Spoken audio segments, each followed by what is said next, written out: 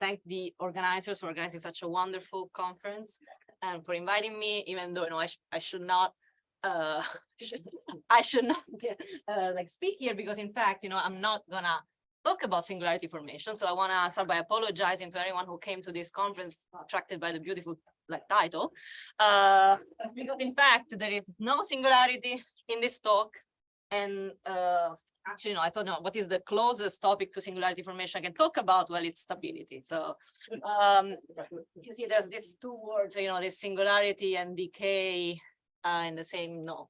And really, there is nothing more than that, unfortunately. So yeah, I'm sorry, but yeah, that's do that. So yeah, what I'm going to talk about is the stability problem for the Einstein equation. So this is we already saw in the Einstein equation, and since I can say that we already saw some of the things about stability in earlier talks, I'll try to give a sort of some overview and maybe have relaxed pace so that we don't start in like a new topic at the end of the conference. It doesn't sound like ideal. So let me this it up. It's about the stability problem for the Einstein equation. So here I wrote in generality, even with the cosmological constant. I'm only going to talk about the zero cosmological constant, so the asymptotically flat. There are lots of works about this topic. Here now it's me some references. So let me try to skim through some of them. So as I say, we'll mostly talk about the asymptotically flat case. And here I also, just for space reason, I didn't write all the references, for example, about the linear wave equations or other results and works that, of course, have been most of the times have been prior the study of the Einstein equation. But let's say for the Einstein equation, let me start by the work of Christodoulou-Kleinerman, stability, the nonlinear stability of Minkowski space in the 90s. So in this work, Christodoulou-Kleinerman, they introduce really a formalism that I will be sort of using. I will show in just a few slides. And that's a very sort of a geometrical formalism that relies a lot on null frames. So that's would be opposed to the harmonic coordinates formulation of Choquet-Brouat. Of course, it's earlier than that. And in fact, the proof of the stability of Minkowski space can and was obtained by Lindblad and Roniansky in harmonic coordinates too. But that's going to be less relevant for my talk, because I'm really mostly going to use this null frame formulation that is also, it's a sort of a more geometrical description of what physicists have used for a long time, which is the Newman-Penrose formalism. It's like a way of geometrically interpret that. Then other works have followed for the stability of Minkowski space, also coupled with various matter fields. If we start looking at the black hole solution, so those have been introduced in earlier talks. Even this morning, Maxime talked about Schwarzschild, Weiss, and Norso, so thank you for that.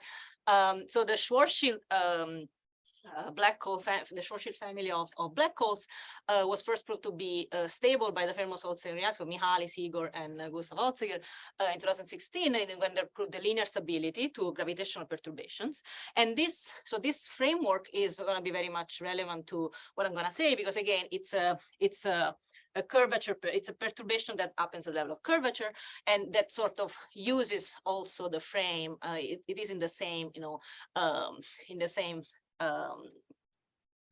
realm of the kind of formalism that was used by Christodoulou-Kleinerman, as opposed to, let's say, coordinate singularities and so on. For example, other proofs have followed, like one by Johnson and Hung in harmonic and generalized harmonic coordinates. Also, as a proof by Hung, Keller, and Wong using metric perturbation, that it is possible in Schwarzschild to actually not go to curvature perturbation, but to do it at the level of metric perturbations. So these are for the work of for the linear stability of Schwarzschild. For the nonlinear stability of Schwarzschild, then there you have, the issue that you expect the nonlinear perturbation of Schwarzschild to decay to a very slowly rotating Kerr family, Kerr member of the Kerr family. So you have to sort of deal with that. So the proof by Kleiner-Scheftel in 2018 uses the class of symmetry that Spiros mentioned, that just like in the interior, it was cutting off the Kerr case if you do in axial symmetric polarized. The same happens for the exterior. You avoid going into Kerr in that case. And the proof by Rafirmus-Olsen-Roniaski-Taylor, instead, it's a proof which is up to a codimension 3 family of initial data that precisely does the same thing, like wants to avoid going into Kerr. So that's for the nonlinear stability of Schwarzschild. Now Kerr, we have seen lots of Penrose diagrams of Kerr, lots of interior. Here, of course, I'll talk about the exterior. And in Kerr, it becomes really important to do curvature perturbations, because it's something that from what we know since the 70s about the Tokowski equation. And that's basically where the analysis of the Einstein equation there starts, because you want to analyze the Tokowski equation. And that's what was done by Ma and Rafirmus-Olsen-Roniaski for the slowly rotating case. And then works are followed by Teixeira da Costa, Schlapmentov-Rothman that actually extend. So it's very, very impressively extend, the control of the Tokowski equation in the full sub-extremal range. Of course, on this, as I said, I'm not mentioning, the works for the linear wave equation, which of course are fundamental, because if you don't know how to do the linear wave equation, the Tokowski equation is more complicated than that. So those relies also on that. But for the Einstein equation, those were the crucial ones.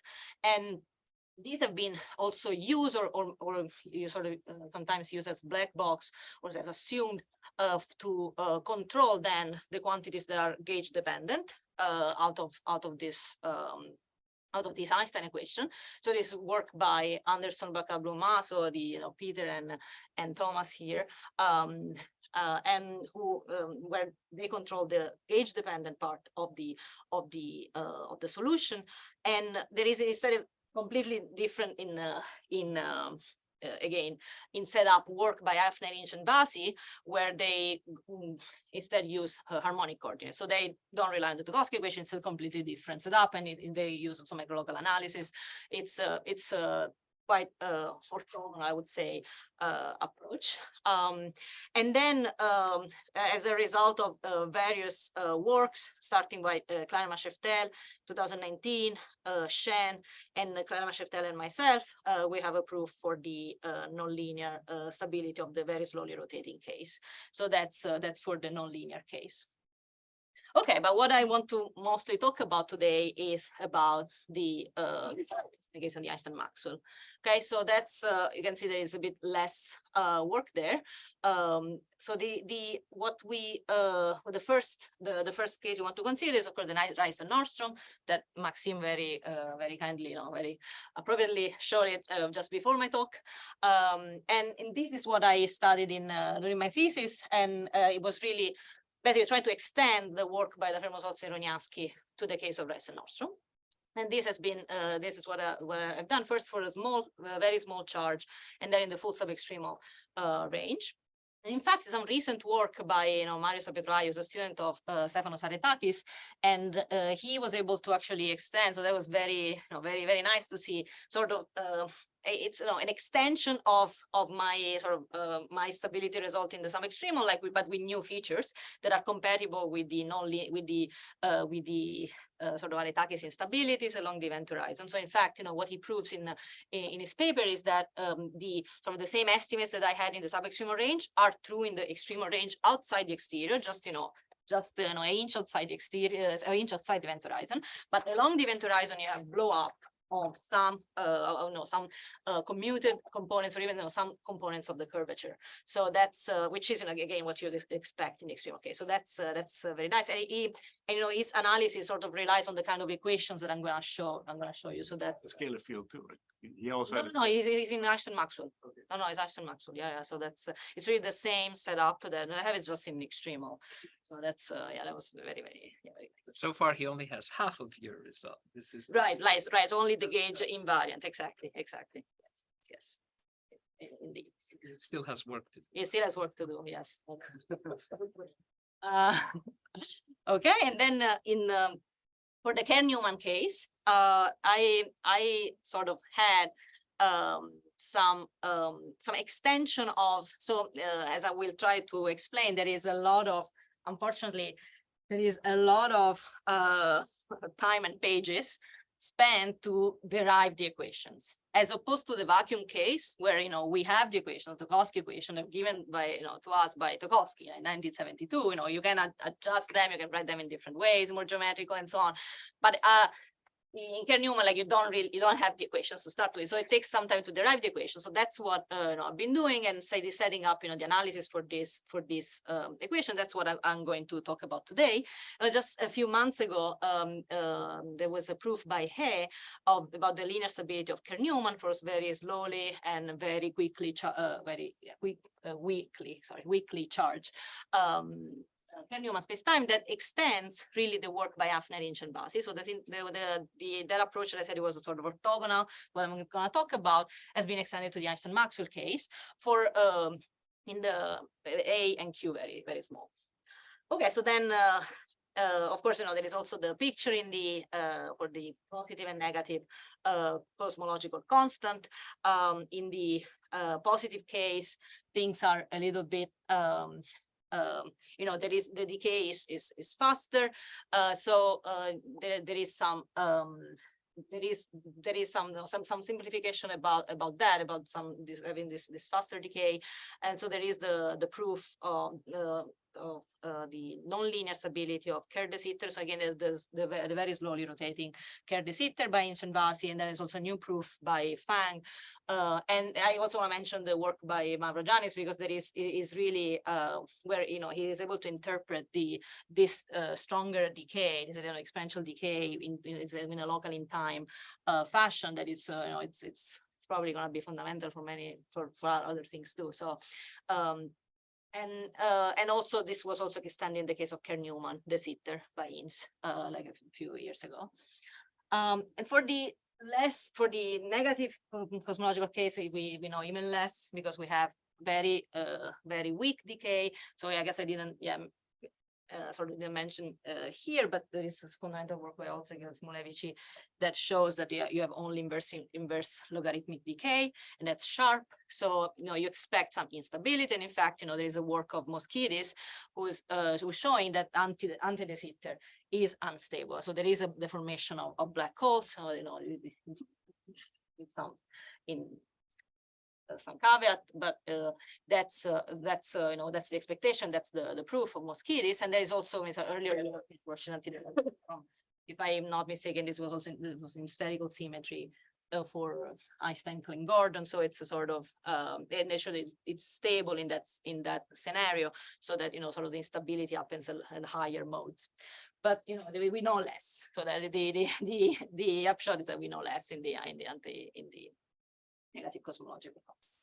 Okay, so this is like a very general overview, but what I want to talk about here, right, is the stability of Kerr-Newman metric. So one thing that I think I'm pretty sure nobody wrote the Kerr metric. So at least I can say, okay, this we show a Penrose diagram. Nobody wrote the Kerr metric. Here I'm writing it. Okay, so this is it's the Kerr-Newman, but it's the same. I mean, it's the same expression for the Kerr metric. Just the delta now has also the charge. So at least okay, we can see the Kerr metric. And of course, it's not as important. The expression of the metric is not really is not going to tell us a lot here, but this is the metric, this explicit metric I want to perturb as solution to the Einstein-Maxwell equation. Right? So this is again Kerr-Newman metric. So it has a it's a 3-parameter family, has a mass, an angular momentum, and a charge. And so now this is it's not a solution to the Einstein vacuum, right? Ricci is not identically 0, but it's given as a quadratic expression into this F, and now F is a two form on your manifold that satisfies the laws of electrodynamics, that satisfies the Maxwell equations, which are these ones here. So I guess, okay, we saw it also in Maxim's talk, but then he had, some, like a bunch of other guys on the right-hand side. I only have 0, so that's a bit easier. And as I said, the linear stability for this kind of metrics have been so is like this my work in for the weakly charge, so very weakly charge case, and I'm gonna try to explain in a bit why I did that before the full subextremal range. So what was the difficulty in going to the full subextremal range, which I did later, and then this work by Hay. So let me mention here that in this work, since it's using again microlocal analysis, and but at a certain point also the mode stability, some mode stability result. The mode stability result is really obtained in Schwarzschild, so it's sort of the same as in Kerr, and then it's perturbed away from Schwarzschild. So that's why I get both A and Q that are very, very small, because it's perturbatively obtained from Schwarzschild. Okay, so this is the problem. How I'm gonna study. So this is what I mentioned. I'm gonna study that using this sort of formalism that we can. This was used, for example, in Savito-Minkowski space, and it's about constructing null frames on our manifold. So we have our four-dimensional Lorentzian manifold, and we can assume we have this kind of foliations that and to each point we have the important, really fundamental thing is the associate this null frame, a null frame to each point. So here these are drawn here. This E3 and E4 are null vectors along the ingoing and outgoing cone. And then you can add this EA, some two extra vector fields that are orthogonal to them. And that's, this is very natural to do that. And as I was mentioned, this, physicists have been doing this, for much, for very long, right? With this Newman-Penrose formalism, it is about, they call it like LN, and there are two real vectors, and then they have they also have null vectors are orthogonal, but it's complex. So where, so they sort of introduce, and you can see that it's going to be quite natural to introduce something that is like a complex quantities. But, in this picture, you don't have to, everything is real, but there is some natural complexification to it. Okay, and so the difference now with Newman-Penrose formalism is that there they have lots of, I think maybe they have something like 40 complex scalar functions. And how do they obtain that? Well, they take everything, all the geometrical quantities, they project along these four vectors, right? These two null vectors and these orthogonal vectors. They project all the possible combinations you want. Now here, we're not going to have any 40, maybe 30 quantities, okay? Why? Well, because instead of projecting along all directions, we keep the fact that the two null directions, E3 and E4, are in a certain sense more important, in a sense, they're really the characteristic lines in our problems, and we leave open the choice of the frame, which is orthogonal. In particular, we're gonna project everything everything along only E3 and E4, and so what we obtain are tensors on those spheres. Okay, so as opposed to have scalar functions necessarily, we're going to have tensors, which, okay, you may or may not argue that it's worse because, you have tensors, but at least, it's a bit nicer to write things. Even though, this is a moment where I know people who don't do general relativity, like, stop listening, because it's, I only wrote like a few, but normally they're like lots of Greek letters, so that complicates even further. But okay, normally it's it's like lots of letters, lots of lots of equations, and I think there is very rightly, people could argue, like why, what's the point, just and the point of doing that is that you want to use these null frames because there is a very nice choice of null frame for which most of these are 0. So, and this we like, okay? So we like when most things are 0s. I think that's, so we can all agree. So you have to sort of endure this long list of Greek letters. And so let me just say some of them. So here's this chi. These are like Ricci coefficient, and it's this is one is normally interpreted as the second fundamental form because it's the derivative along of the null of the orthogonal direction along like a tangent direction dotted against it another tangent direction. So it's really the second fundamental form of the embedding of your sphere with respect to the normal E4. And then at least, you know, what we did better than the physicists, I would say, I mean, I guess, you know, this was defined because maybe this is Kleiner, is to not have, you know, another Greek letter to indicate the symmetric one, which is what you have in Newman-Perros formalism. It's just another Greek letter. So you have to really remember double of them. Well, here, if chi is defined in terms of E4, chi bar is defined in terms of E3. So at least this is, I think this is our good, you know, contribution to that. To reduce half in half the Greek quantities. Okay, so then, you know, there is like the dots because there are many other Ricci coefficients. Of course, they're Ricci coefficients because they're the first derivative of the metric.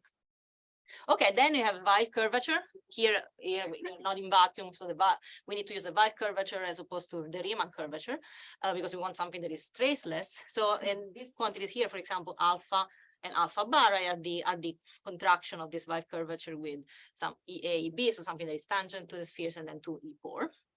And then the electromagnetic tensor, for example. So this again, so this I think I departed a little bit from the notation that was used before me. I think when there was some, you know, some proof, for example, this a bit of Minkowski space for the solution to the Einstein-Maxwell equation, and it was used alpha F. But I decided to call it beta because it's important for me to remember this is a one tensor, and it's gonna be, you know, and it's really, so it's qualitatively really different from alpha, from the other alpha. And we're gonna say this in a second. But this is again, it's just a contraction of our electromagnetic tensor. Okay, so that's so we have all this. We have all these quantities, and then you want to project also your equation. So just to give you an idea why this is nice, is because most of the quantities are zero now in Kerr. Okay, in Kerr Newman you have some more quantities are non-zero, but let's say in Rice and Nordstrom the only non-vanishing quantities are the trace chi and trace chi bar. These are not vanishing even in Minkowski space, and the rho and rho f. So the rho and rho f are the middle quantity for the curvature. So when you contract E3 and E4, and the middle quantity for the electromagnetic tensor. So in Schwarzschild, this is normally -2m over r cubed. You have an extra piece in Rice and Nordstrom, and then the rho f has some charge. Okay, so most of other things are zero. So that's why we want to endure all this. And you know, this is these are the quantities, and then what you want to do, you want to project the Einstein equations to the spheres and obtain tensorial equations on the sphere. Now, what are these? Well, this doesn't look like the Einstein equation, right? Well, it is a way of writing the Einstein equation because it's a sort of, these are the Ricci identities. So these are the derivative of the Weiss curvatures given in terms of this would be, so here it's hidden like derivatives of Ricci curvature, right? So in vacuum you have this of the Riemann curvature is 0. In non-vacuum you have some extra right hand side. Okay, so talking about vacuum, well, what happens in vacuum? Well, in vacuum, we have this decoupling that is obtained through the Tokowski equation. So this was obtained in the 70s by Tokowski in his thesis. And again, he uses the Newman-Perros formalism, but it's really identical. I mean, it can be transposed very, very simply to this more geometrical setting of having these two tensors on these spheres that satisfy this equation. So now here I'm going sort of back and forth from the scalar and the tensorial picture, because now this is the equation that actually, you know, Tokowski wrote, and this is for a scalar quantity. And if you want to, so again, you can obtain it from the Newman-Perros formalism, or you can just take your alpha and project it to some very specific, like if you project it to some E1, this will give you a scalar function on your manifold, and that's the equation for that. So the equation, you see, it's okay. It doesn't look that nice written like this. I mean, it's kind of long, a little bit long, but it's actually pretty nice because it has the Lambertian here of the Kerr metric, and then it has some first order terms, some dr defined dt, and then some potential. Okay, so this is the Tokowski equation. There is this S here that indicates the spin of this quantity. So what does spin mean? Well, here what it really means is that this alpha comes from a two tensor. So it is a projection of a two tensor. So it behaves in particular, you see this kind of terms, this theta, cosine theta, sine square theta, this cotangent square theta. I mean, these are terms that are there because you're looking at the projection of this two tensor on this horizontal space. If you were writing this equation for the tensorial quantity, you wouldn't have that. So the spin, it sort of encodes where this scalar function is coming from. And in particular for s equals 0, you reduce to the scalar wave equation, and but the gravitational perturbation is obtained correctly as plus or minus 2. Okay. So that's the Tukowski equation, and the energy Morawitz estimates. So the analysis of this equation have been obtained in Schwarzschild by the famous also Ioannidis in that paper I mentioned before for the linear stability, and then by mine, the famous also Ioannidis in the very slowly rotating case, and Teixeira da Costa Stapento-Trotman for the large case. So that's what I mentioned earlier, and so that's really the starting point for the analysis of the full entangled system of linearized gravity. And in those works, the Tukowski equation actually transformed to some different kind of equations. Some equations are more treatable that I'm going to call some generalized Reggie-Wheeler equations, because in the case of Schwarzschild, so in this work here, they're actual Reggie-Wheeler equations that I didn't say what generalized Reggie-Wheeler equation mean. It really simply mean that you have simply a box and the potential, so you don't have this first order terms. And in the case of Kerr, you can do something similar. So why don't you want first order terms? Well, because these first order terms are, especially the one in DT here, it's even in Schwarzschild, you see it's there. It basically it prevents you to do energy estimates directly to this equation. So if you try to do energy estimates, so you multiply by DT this equation, then you just don't know what to do with this term. Okay, it doesn't have a sign, and you cannot integrate by parts and sort of eliminate it away. So that's why the famous also Ioannidis sort of resuscitated a theory that was known in the 80s, and it was called transformation theory, and now we sort of call it Chandrasekhar transformation, because that's where he developed back then. That was for the case of mode separated solutions, where they obtain here for a physical space. In physical space, so for all four quantities, really, they don't have to be separated. It's something more intrinsic of the equations, and it's a transformation that unfortunately involves two derivatives.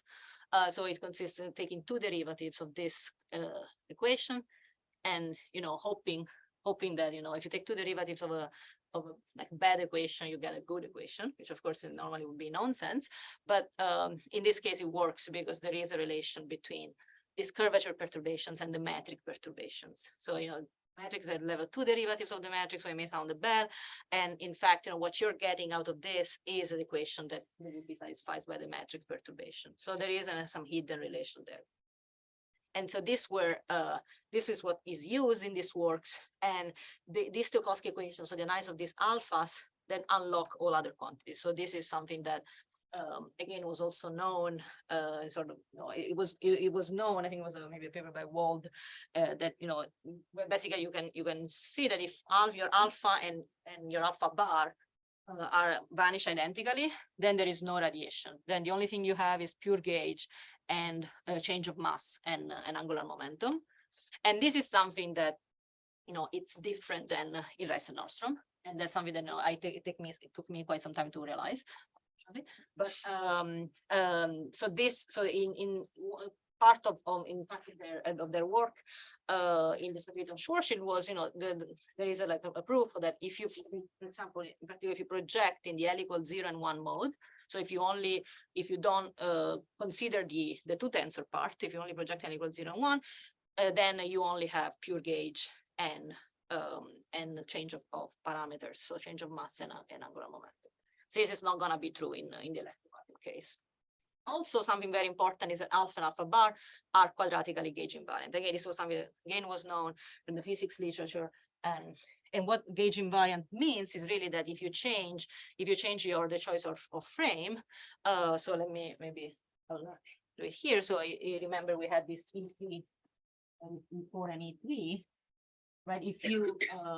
If you change it like a little bit into some E4 prime and E3 prime, so where this change is some epsilon change, and the same for E3, right? So you have E3 prime, some E3 plus O epsilon. Well, what happens is that alpha, defined with respect to the new frame, only changes quadratically.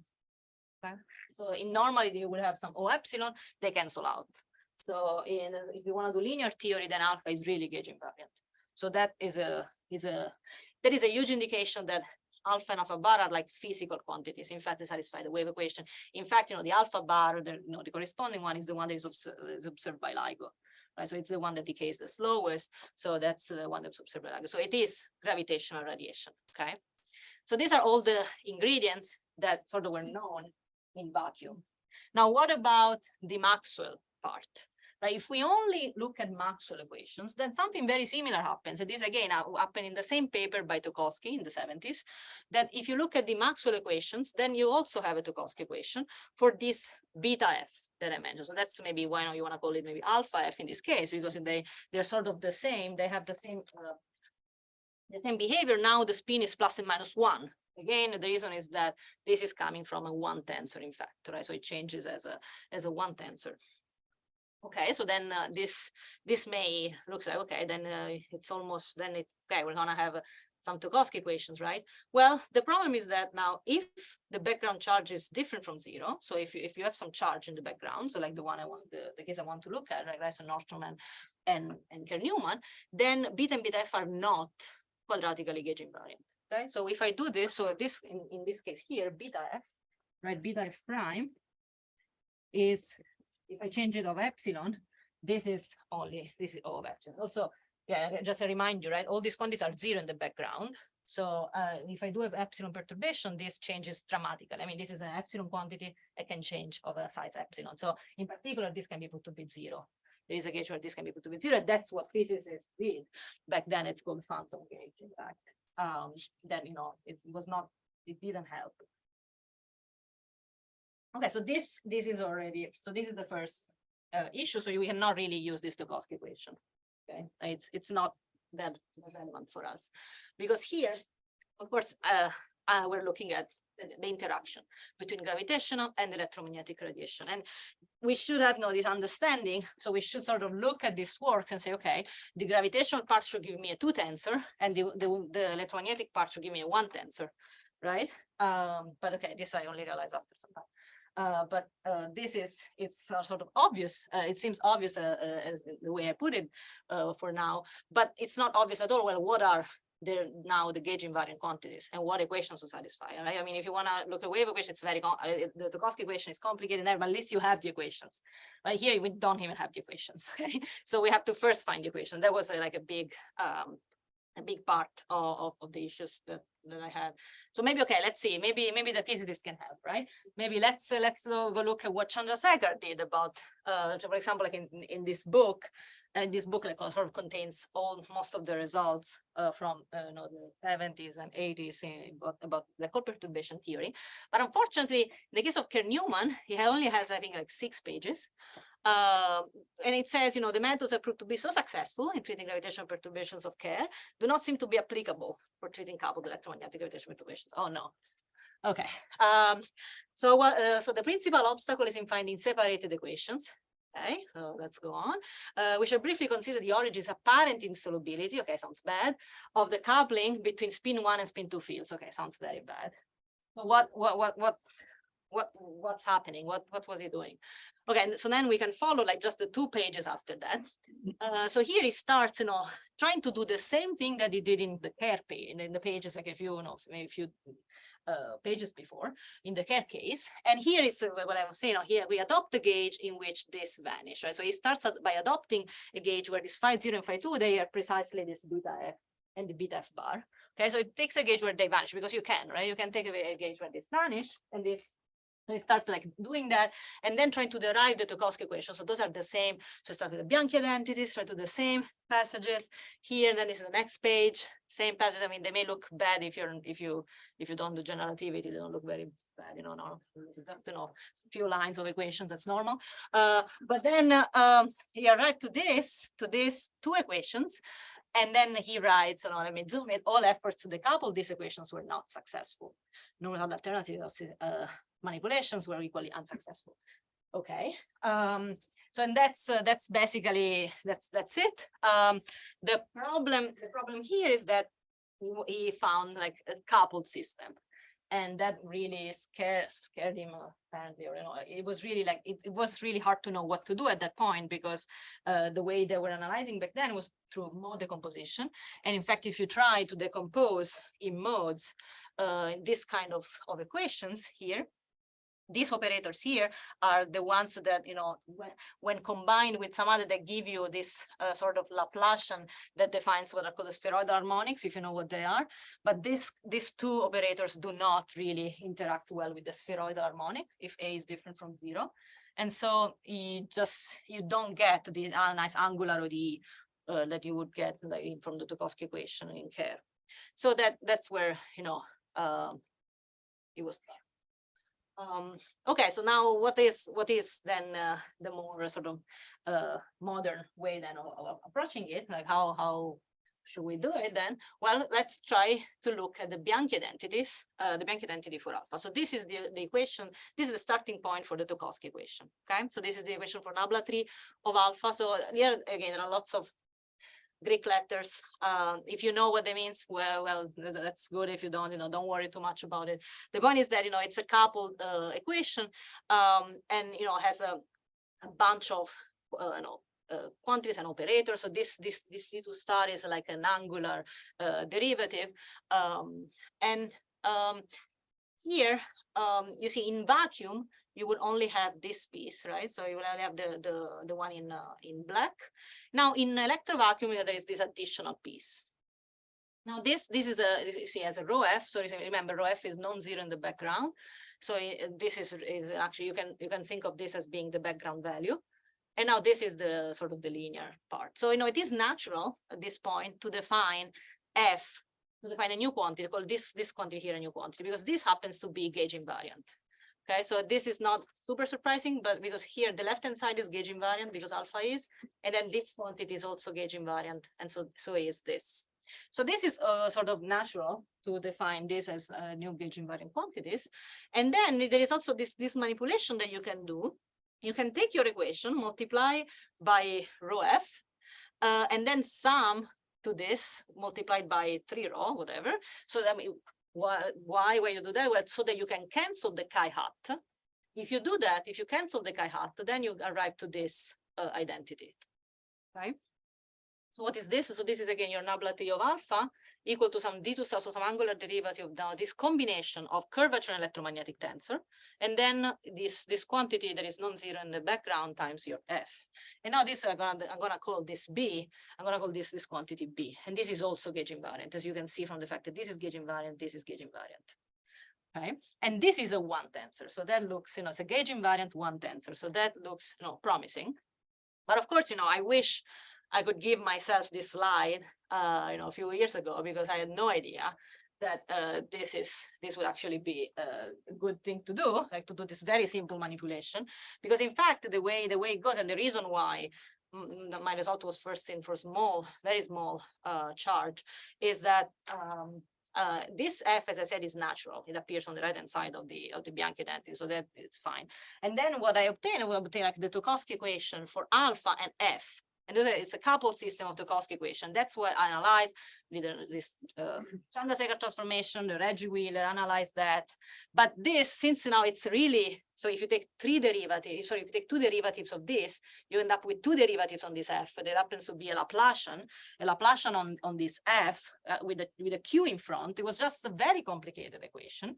And so it was not even clear that you could close it because, you know, because of trapping that maybe I mentioned a little bit later, but I had to do it for small charge. Okay, And then I thought I was done. Okay, I thought, okay, this is good. This is the gauge invariant. Now let's prove the gauge dependent quantities. And I was stuck. I wanted to prove the same theorem that they had, right? So they proved that if you project in L equals 0, 1, you only have pure gauge and change of parameters. But of course, that theorem is false in this case, because in L equal 1, there is electromagnetic radiation. Okay, so that should have been obvious, but it was not obvious for me. And so I realized that I needed a one tensor. And that's what, just it came out. It came out of the calculations, like everything here. It's like you just hope that equations speak to you. And that's, it sort of came out. Said, okay, let's try this B. And then this B also satisfies the Tokowski equation coupled with F. So that was good. And only after that, I realized that, wait, okay, I have 3 Tokowski equations, one for alpha, one for F, one for B, and I have a relation between alpha, F, and B. So I can throw one of these equations away, right? And what I was doing before, I was throwing away the B. That is the only one I really don't want to throw away because it has the information for the L equal 1. So what I try to do, okay, I try the unconceivable, try to throw away the only thing that is used in vacuum. Try to throw away alpha, okay? Let's, get rid of what is known from vacuum. And then, if you get rid of alpha, actually the B and F satisfy a coupled system where there is no alpha whatsoever, that it's symmetric, for which you can get large Q. So that's sort of the story of how it went. So it's really, in a certain sense, you have to embrace, you have to sort of accept that, like let go of vacuum to embrace the large charge in a certain sense. This is how we sort of try to justify myself. It took so long to get to these quantities. And in the Kerr-Newman case, it's also going to be important. This another auxiliary gauge invariant quantity. That it's okay. It's auxiliary in the sense that it's going to appear in the equations, but it's sort of it's treated by transport equations. Okay, so again, just to give you like an idea. The Tokowski equations that we get are something like, these are some of the Tokowski, sort of like the right-hand side that the only thing you have in vacuum, right? So the full Tokowski operator. And then on the right-hand side, you have some coupling terms. So they, for example, appear through these operators, these divergence and these angular operators. And so you see they're coupled together. So the blue appears as a source on the right, and the red appears on the source the source of the blue. And plus, at the level of the Tokowski equation, there is also this alpha and this fancy X. Okay. Now this here, everything I wrote everything for Rice and Nordstrom. In the case of Kerr-Newman, there is quite a complication from the fact that now the principal null frame, so the frame where everything is actually is all these quantities vanish, is not integrable in Frobenius sense. So this means that in fact, the subspace that is tangent, the subspace in the tangent space is orthogonal to the C3N4 is not tangent to a surface. So it doesn't the surface as the tangent space of a surface. Sorry, and so this means that chi, for example, in particular, is not symmetric anymore. So this is like some notation that that we have in our paper in the nonlinear stability of Kerr. We call it the A trace chi, the anti-symmetric part of chi. So it's the contraction of chi with the volume form of the horizontal space. And so it's there. And this also sort of invites you to, you cannot, but in this case, it's really helpful to complexify lots of quantities. So because of this A trace chi, you can take all your quantities and add their Hodge dual. So for example, you can take your alpha and add I times the Hodge dual with respect to, so the dual with respect to alpha. So this is really think of being epsilon A C alpha C B, right? So this is the dual with respect to the volume form in the horizontal. So in a certain sense, you're complexifying, you're really doubling in a certain sense. I mean, you have the real complex part that are not independent, right? So you're doubling the equations, but then you're not doubling the equation, you're just doubling. Each equation has a real imaginary part, but it is convenient.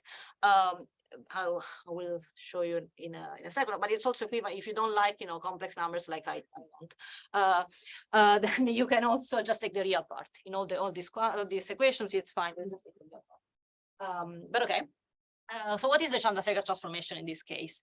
Well, maybe, surprising, maybe not. It's only one derivative of our B and F. So as opposed to two derivatives in the vacuum case, so which is a simplification because you only take one derivative, but you have two of them. So, but it's the same one derivative. So okay, it's a bit easier. I mean, the computation is a bit easier. And you see there is then in the case of this is in the case of Kerr-Newman, there is also these first order terms are quite a bit involved. They involve this a trace chi bar.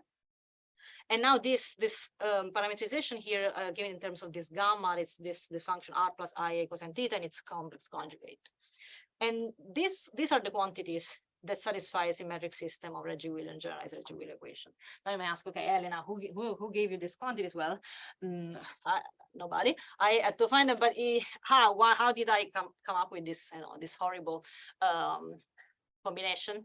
Well, of course, what you want is there's nothing special about this combination, right? The only thing you want to have a combination they're giving you like some good equations. Okay, so you start with something very agnostic, some like general function multiplied outside, a general function inside, and just find the conditions so that you can solve your estimate. So in a certain sense, the derivation is the hard part because you sort of know what you can treat later, and so you want to see if you can find a definition that makes it work. So that's why not giving it in this way, it's not very enlightening. But let's see. So what is the equation, the kind of equations that they satisfy? Okay, so this is a system that I claim is good. Okay, maybe it may be very, very strange to believe that, but so this quantities P and Q satisfy. So this is it's a coupled system of P and Q, and now it has some right hand side here. These are some lower order terms. Right. So let's look at each of these terms one by one. Okay, first two terms. Box. What I mean by box with the dot in the top. So this again is a notation that we have in the with Jeremy and Sergio. These are just wave operators for this 1 and 2 tensor. Okay, so here we're doing everything is a tensorial. So we're not taking scalar functions. These are tensorial. So it is really the contraction of the covariant of the projected covariant derivative. So the standard wave equation, but like for tensors that are the horizontal. Okay, now what is the V1 and V2? These are real positive potentials. So they're explicitly given by this, and it's really important that they're real, because at least, I don't know how to do energy estimates for a wave equation that has an imaginary potential. If someone knows, please tell me, because that'd be helpful. But it is some of the quantities I showed you before in the definition are set up so that this potential is real. So this is, and it is positive. You can see it's positive in the exterior because it has some extra charge here. Okay, what about these third terms? Okay, so these two terms, so here it comes with a 2, with a 4, that's because that's for a 1 tensor, that's for a 2 tensor. These are, so this nabla dt, again, is the projected, the covariant derivative with respect to dt. So this may sound bad, but because it's a first order term, just like, Tokowski equation had, but it's actually, I'm gonna show in a second that this, because it comes with this I times real part, it's actually not bad. Okay, now what's on the right hand side? So this is maybe the most interesting part because it's really proper of the electrovacuum. Okay, so here there is this gamma bar cube over rho to the 5th. So remember, rho square is just it's this combination, it's a real function, and the gamma is this functions. So these are the two complex conjugate functions. See, gamma bar and gamma to the 3rd, and that's very important. They are conjugate to each other. And it's also very important they're precisely that function. So gamma bar to the 3rd over rho cube. And it's important that the angular derivative of this is given by, so these are some Ricci coefficient, eta bar and eta. And it's important that they're equal to that. I'm going to say this in a second, why that's important. So these are the functions in front of the term. And now what's the term? Well, here we have the divergence. So here maybe I can write it in a second, so write the divergence. Right, divergence of Q is nabla Q. So this divergence is now it's a 1 tensor of the divergence of a 1 tensor, and now this nabla of this P, now this is the 2 tensor, and this is the symmetrization. Right, so it's nabla P A minus the divergence of so I think it's a symmetric traceless two tensor. So these are sort of elliptic operators on the spheres if you're in the spherically symmetric case. But now we are not, remember, there are no spheres now. So now we're in the non-integrable case. So when you cannot do the usual thing of saying, oh, these are adjoint operators on the sphere. There are no spheres now. So if you want to integrate by parts, so if you want to bring this angular derivative on the other side, you need to pay a price. You need to pay a lower order term, and also, the other price is that you're not integrating on spheres because there are no spheres. You're integrating on the full space-time, which is fine because at the end, when you do estimates, you integrate on the full space-time anyway. But now this allows, so now this 3/2 eta minus eta bar, which sounds very random, it's fundamental. I mean, again, it's fundamental. The interaction between this quantity and the angular derivative on this function is such that you create precisely this expression, so that when you sum the two estimates, you only get a boundary term, like a space-time boundary term. So that's the crucial part on the right-hand side. In rest and Nordstrom, I only had these two terms, and it was easier to see that they would cancel because the dependence in the front was independent of theta. While here it depends on theta and it cancels out precisely. And what about the lower terms? Well, these are terms that depends on this b, f, alpha, and x, and x, whatever. So there are some first terms that are precisely like the one we had in care, that were known in care, but now there are extra terms that also come with the same function, the complex conjugate, same complex conjugate function. So these quantities will cancel out completely. Okay, so let me say already, why do you need cancellation? Why can't you say, okay, let's say for small q, can you just absorb it on the left-hand side? Well, the problem we cannot, because if you try to do energy estimates here, you will have from the first equation, you have dt of p times, let's say the divergence of q. So let's say some angular derivative of q. Okay, let's say with a q in front, okay? The q square, whatever, it's a q square, yes. Okay, so let's say you have this term. Well, this, if you know, maybe I'll say no in a slide. If you know something about Moravec estimates, these two derivatives are both bad in a sense, are both trapped in your Moravec estimate. So they both degenerate at trapping. So this has to cancel. You don't want to absorb it. You cannot absorb it because there is no degeneracy in front of trapping. There's just a function of r that is non-zero. So these quantities, you don't know what to do if they don't cancel. And even the lower term, even the dt from the second equation, the dtq times this eta, right? Those eta p, same story. This is trapped, and even if you throw it here, it's trapped. So they have to cancel.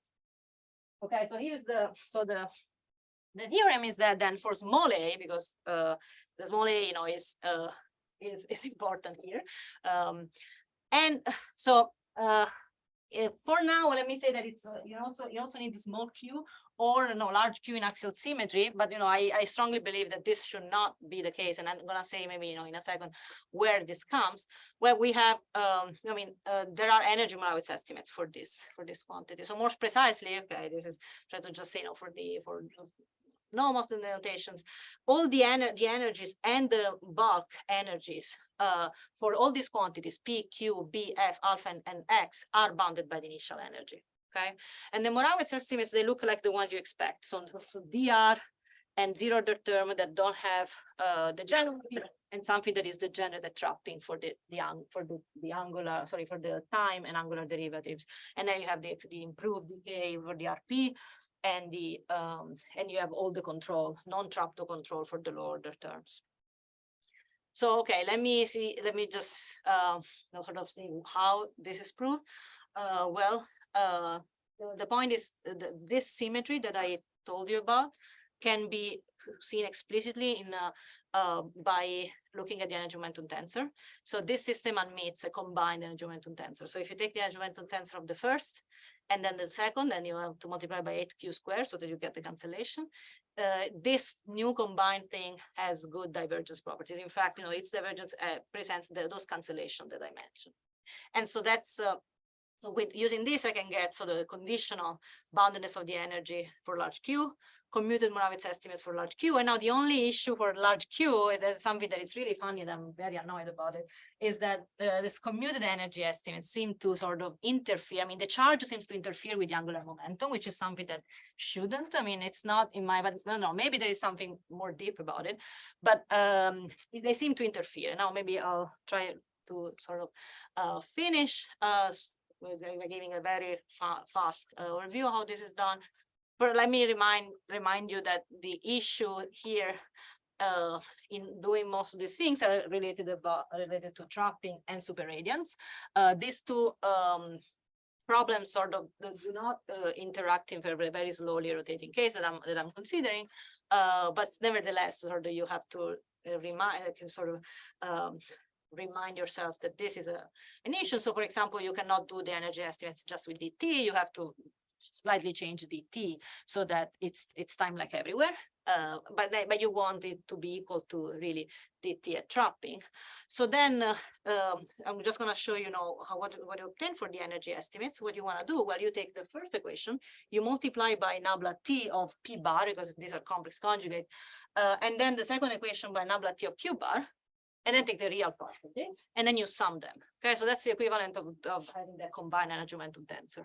So what happens? Well, from the first part, this will give you the deformation tensor of T hat delta. So this is something that is gonna only appear outside trapping. So you will absorb it later with Moravec. What about the first order term? Well, the first order term cancels out. So that's the good part. The good part about this structure is that if you take the real part of this multiplication, it becomes 0. So that's why this first order term is good. Now, the coupling term, as I said, crucially cancel out, because if you sum those two, you integrate by parts in here they simply are integrated by parts. If you integrate by parts in the nabla T here, and you throw the angular derivative also in the external function, you actually precisely get the combination that is given. That is given by this new self-adjoint, this new adjointness of these two operators. That is not a perfect adjointness; it has this lower term. So you only have this 0, these boundary terms. So this, in general, right? This changes your energy. So now the energy is not necessarily positive definite, but you can prove, and this is something that it's done differently than in my work in Reisen-Nordstrom. There I was decomposing spherical harmonics. Where here I don't want to do that because then you have spheroidal harmonics and it's a bad beast. So you can just use elliptic, the equivalent of elliptic estimates and Poincare inequalities to prove that those boundary terms are still positive for large Q. So this is for the energy condition of energy estimates. Now for the Moravec estimates, use an extension of the method by Peter and Anderson Blue to obtain them in physical space, because of this issue of the spheroidal harmonics. I said you don't want to go into this coupled system of angular OD, at least I felt like I didn't want to. So I want to use the Carter operator that sort of gives me this modified Laplacian. This is a new symmetry of a space-time in vacuum. Now, and that's what Anderson Blue used to construct the Moravec multiplier. Now, in non-vacuum, it's not necessarily clear that this is gonna commute, but in Kerr-Newman it does. Okay, so in Kerr-Newman there is some cancellation between the Carter tensor and the Ricci curvature that, fortunately, this commutes with the inversion. So then you wanna, use all these symmetries, but the problem is that we don't have just a wave equation. We have a right-hand side, and this does not commute with the right-hand side. So what do? Well, it turns out you can simply modify this operator by adding some. So this is some horizontal Gauss curvature. So this is the equivalent of the Gauss curvature, but for this horizontal, for this like non-integrable case, to get the same system up to paying the price of some two derivatives with some O of A, which for Moravec are fine. Because again, Moravec you multiply by nabla R, which is non-trapped. So this problem, this quantities is not a problem. And in fact, there is a choice that is different from the one I had in Reisen-Nordstrom again, that works for a large Q. And also, maybe let me mention it here, in addition to having, if the Moravec estimate, in addition to having positivity of each term, you want to have positivity of the quadratic form, because now you have mixed term in the Moravec. So this choice has to be even more refined, because you want the couple, you want also the terms that look like this, like P times angular, to be, these don't have a sign. So you need to absorb them by the positive ones. Okay, and finally, again, the last slide is that these terms, though, these terms that comes from the curvature from this commutation are bad for energy estimates. And in fact, they look, you have to be precise. So what are they? They look, horribly, and they have, some two derivatives of both P and Q. And now there is a way of defining some new change, some new commuted quantities that absorb them exactly. The problem is that, strangely enough, you have to have some terms that is large in Q to do that. And if you don't, you have to pay a price for with an imaginary potential. That's what it looks like for the moment. I still have hope that there's maybe some definition that don't make you do that. But for the moment, this will give you a small Q for this step. So yeah, with this I want to thank you for your attention.